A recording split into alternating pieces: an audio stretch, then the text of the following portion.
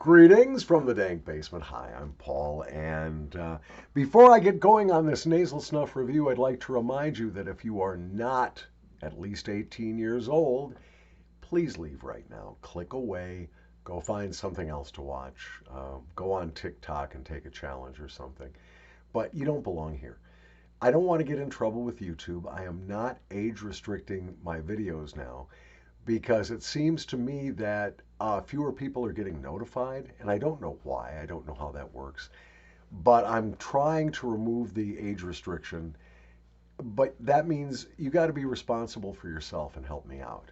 So if you're underage, please go away. Come back when you're 18. We can talk. All right. Today we're taking a look at Mullins and Westley's Jock's Choice, a medium brown, medium coarse, medium moisture snuff that looks like it's packaged by Wilson's of Sharrow from the tin. Mullins and Westley make several snuffs, but usually only three or four of them are available at any given time. They kind of rotate what they make. You can usually find this one, Jock's Choice, pretty much all the time, as well as the Scented Crumble and the Perfection. You can find those quite frequently. Some of the others are not as easy to find, and you may have to be in England to buy them at an actual tobacconist.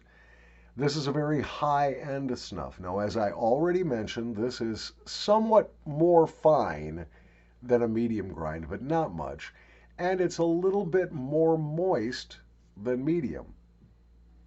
In the tin, you smell a lot of the base tobacco and a little bit of lavender, which is kind of a soapy scent, but it's not very strong. And then you do smell some neroli oil. What is neroli?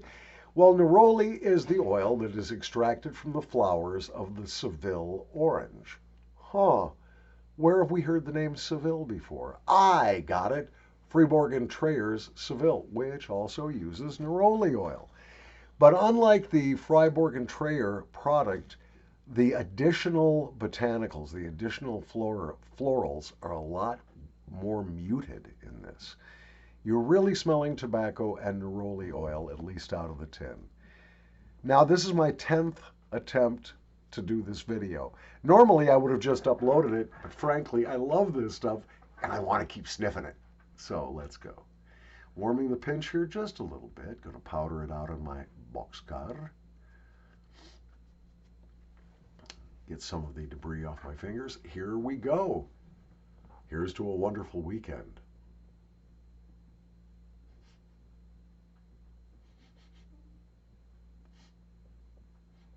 Oh, too much. Took it a little too hard. Yes, even a snuffing fool with a lot of experience occasionally will take it a little too deep, take a little too much. Okay, right away in the nose, you get the soapiness, the slight soapiness of the lavender. You're getting a little less of the tobacco base, and here comes the neroli oil. Neroli is a pretty amazing plant, actually. They extract 3 different kinds of perfumes from the neroli. The neroli oil itself comes from the flowers. It's a steam distillation process. But they also make perfume ingredients from the peel of the orange itself and from the leaves. So it's one of the more useful plants in the making of perfumes. Yeah, the soapiness fades like instantly. It's almost gone. The neroli oil is still definitely there. It's not really an orange per se. It's not like a candy orange or a sweet orange, but it is citrusy. It's super clean smelling. Very refreshing, very light. Backdrip is moderate, but it's very neutral. It's not making my soft palate or the roof of my mouth itch. It's not causing any problems in the back of my throat. It doesn't burn. It's just a joy. You guys, this snuff has just leaped into my top 5 snuffs of all time. And I'm not exaggerating about that. This is spectacular. Nicotine is good on this on a scale where 1 is no nicotine at all and 10 is way too much. This rates it right about a 6.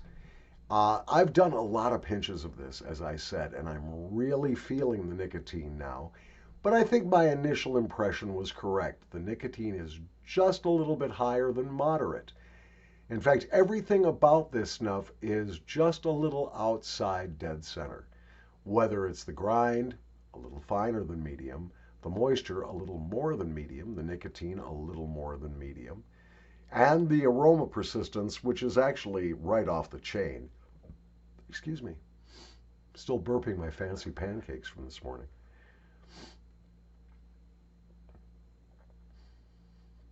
I could use this all day, although maybe not every day. To me, this would be a warmer weather snuff because it's very refreshing in the nose without having any menthol or mint or any cooling agents. This does seem to be a cool sniff.